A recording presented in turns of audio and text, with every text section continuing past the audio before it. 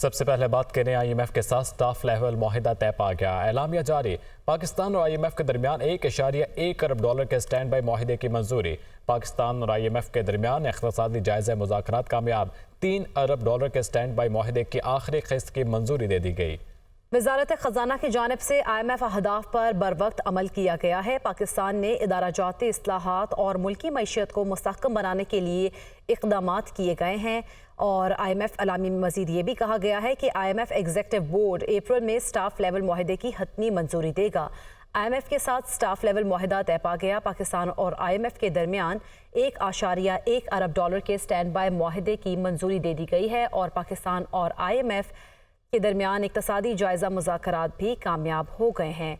इसी पर बात करने के लिए हमारे साथ मौजूद हैं माहिर मईशत खुर्रम शहजाद साहब। बहुत शुक्रिया आपके कीमती वक्त का। खुर्रम शहजाद साहब, कहिएगा, मौजूदा मुआहिदे का अख्ताम है और नए मुआहिदे की तरफ हम बढ़ेंगे, तो इस डेवलपमेंट को कैसे देखते हैं आप? अच्छी डेवलपमेंट है ये, और इसके नतीजे में हमें $1.1 बिलियन अप्रैल के फर्स्ट वीक तक एक्सपेक्टेड है, जिसके से हमारे रुपए को थोड़ी सी स्टेबिलिटी मिलेगी। और इसके साथ साथ जो अभी चैलेंज है वो ये है कि अगला जो प्रोग्राम होगा, जो मिड टर्म होगा, ज़्यादा 3 से 5 साल का होता है नॉर्मली प्रोग्राम, या 3 साल का एटलीस्ट होता है, उसके अंदर हम रिफॉर्म्स क्या करते हैं, हम किस तरह से अपनी एनर्जी को ठीक करते हैं, कैसे टैक्सेस को जो है उसका नेट बढ़ाते हैं। ये अच्छी डेवलपमेंट है कि IMF के साथ हम ऑन बोर्डेड हैं और हमारा ये लास्ट रिव्यू अच्छा हुआ है, हमने प्रोग्राम कंप्लीट किया। ये हमारी अपनी कॉल है, हम किस तरह अपने घर को ठीक करते हैं। हमारी जो अब इकोनॉमिक टीम आ रही है उसके साथ साथ कितनी वो एम्पावर्ड होगी और कितना ज्यादा वो सस्टेन करेगी। देखिए, कंटिन्यूटी बड़ी इंपॉर्टेंट है। पिछले 6 सालों में 6 प्राइम मिनिस्टर्स आए हैं, सब चीजें ठीक की जा सकती है, कोई बड़े मसले नहीं है हमारे, लेकिन इशूज ये है कि हमारे टाइम पे जो है वो डिसीजंस होते नहीं है और इम्प्लीमेंटेशन बहुत डिले होती है, और गवर्नेंस के प्रॉब्लम्स हैं, मैनेजमेंट के प्रॉब्लम्स हैं, गवर्नमेंट का अपना साइज बहुत बड़ा होता है। देखना ये होगा कि अगले 3-4 महीने में इसकी प्लानिंग कैसे होती है, तो इससे अंदाजा हो जाएगा कि अगर उससे कुछ डिसीजन ऐसे आते हैं जिससे बजट हमारा बेहतर होता है, टैक्सेस सही जगह लगना शुरू होते हैं और खर्चे कम होना शुरू होते हैं, तो अब फिर हमें अंदाजा होगा कि अब ट्रैक पे हम चलना शुरू हो गए और हमारी एक ग्रोथ का और प्रॉस्पेरिटी का जो है वो। खुर्रम शहजाद साहब, अपना कीमती वक्त देने के लिए। और नाज़रीन, जुलाई से फरवरी के दौरान गैर मुल्की सरमायाकारी $93 करोड़ 20 लाख रही। फरवरी 2023 के मुकाबले में गैर मुल्की सरमायाकारी में 21% तक इजाफा हुआ।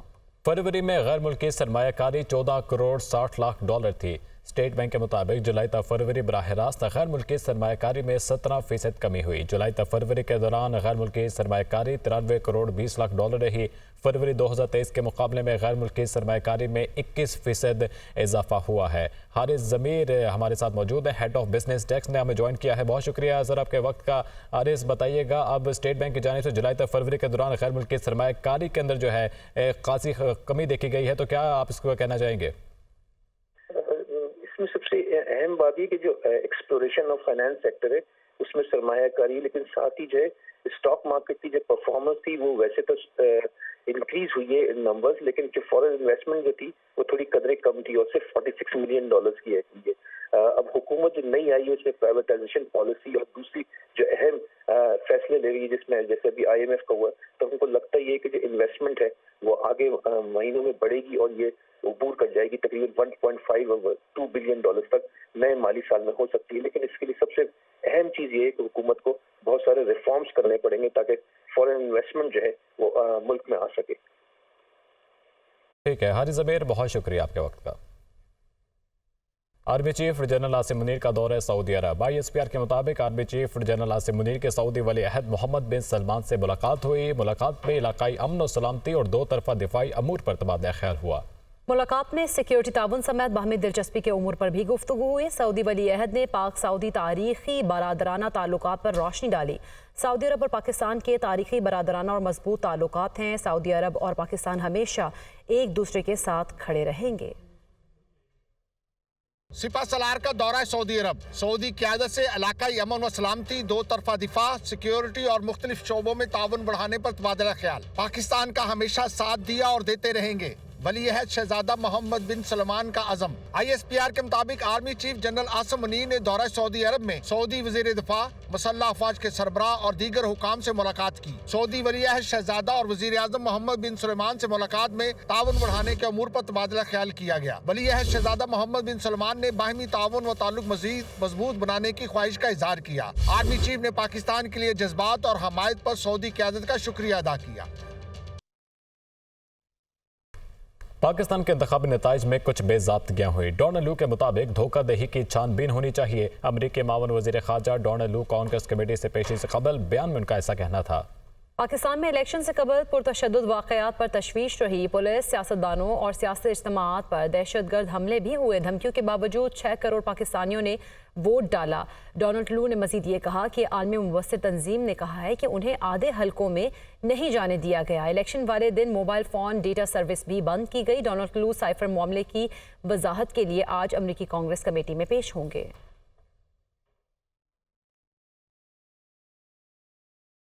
आज़ाद अरकान की वजह से अपोजिशन लीडर की तकर्री में मुश्किलात। ज़राए के मुताबिक हुकूमत सुन्नी इत्तेहाद काउंसिल को पार्लिमानी जमात मानने से इनकारी। कौमी असम्बली में अपोजिशन लीडर कौन, अहम कमेटियों की तश्कील का मामला लटक गया है। कौमी असम्बली की कायम कमेटियाँ हुकूमती अपोजिशन अरकान के तनासब से कायम होती हैं। कौमी असम्बली में Sunni Ittehad council, JUI, Pakhtunkhwa MAP, BNP मेंबरान का ताल्लुक अपोजिशन से है। ज़राए के मुताबिक पहले मरहले में अपोजिशन लीडर का फैसला होगा। मज़ीद तफसीलात जानेंगे यासिर मलिक से। यासिर, आगाह कीजिएगा। देखिए, कौमी असम्बली की अगर बात की जाए तो अपोजिशन लीडर की तकर्री का ये मामला है जो अब अभी तक जो है वो लीडर की जो तकर्री है वो नहीं की जा सकी अपोजिशन लीडर की। वजह ये बताई जाती है कि चूँकि स्पीकर के पास जो है वो नाम उमर अयूब का भिजवाया गया है सुन्नी इत्तेहाद कौंसिल की जानिब से।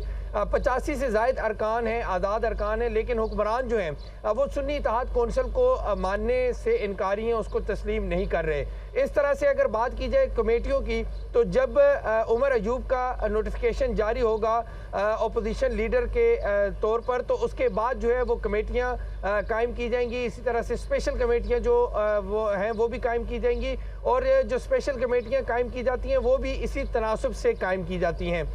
इसी तरह से अगर अपोजिशन की बात की जाए तो उसमें सुन्नी इत्तेहाद कौंसिल भी है, इसी तरह से JUI भी है और आज़ाद अरकान भी हैं। लेकिन अब चूँकि स्पीकर की जानिब से अभी तक नोटिफिकेशन जारी ना करने की वजह से ये तमाम तर मामलात लटके हुए हैं और स्पीकर भी जो है वो वक्तन फ़वक्तन तमाम जो सीनियर क़यादत है और इसके साथ साथ जो लीगल एडवाइज़र हैं उनसे भी इस मामले के ऊपर मशावरत कर रहे हैं। जबकि दूसरी जानिब अगर बात की जाए तो सुन्नी इत्तेहाद कौंसिल के जो अरकान हैं वो भी अपनी लीगल टीम से रब्ता कर रहे हैं, उनसे मशावरत कर रहे हैं। इसी तरह से हमने गुज़िश्ता रोज़ भी देखा कि बहुत शुक्रिया आपका। बानी PTI ने इंतखाबी धांधली के खिलाफ सुप्रीम कोर्ट से रुजू कर लिया। बानी PTI के इंतखाबी धांधली के खिलाफ जुडिशल कमीशन बनाने के इस्तदा कोई तासुब न रखने वाले जजेस पर मुश्तमिल कमीशन बनाया जाए, दरख्वास्त में इस्तदा की गई है। जीते हुए उम्मीदवारों को हराने की तहकीकात की जाएं, वफाक और पंजाब में हुकूमतों की तश्कील को मुअत्तल किया जाए। इसी पर बात करेंगे। हसीब मलिक हमारे साथ मौजूद हैं। जी हसीब मलिक, दरख्वास्त मतन बारे आगाह कीजिएगा।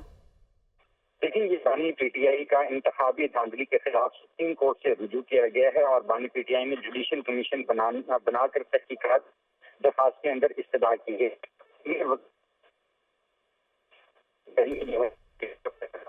बहुत शुक्रिया हसीब मलिक, आप हमें आगाह कर रहे थे। स्पेशल इन्वेस्टमेंट फैसिलिटेशन काउंसिल की एपेक्स कमेटी का तारुफी इजलास कल तलब। वज़ीर आज़म शहबाज शरीफ इजलास की सदारत करेंगे जबकि army chief general Asim Munir इजलास में खुसूसी तौर पर शिरकत करेंगे।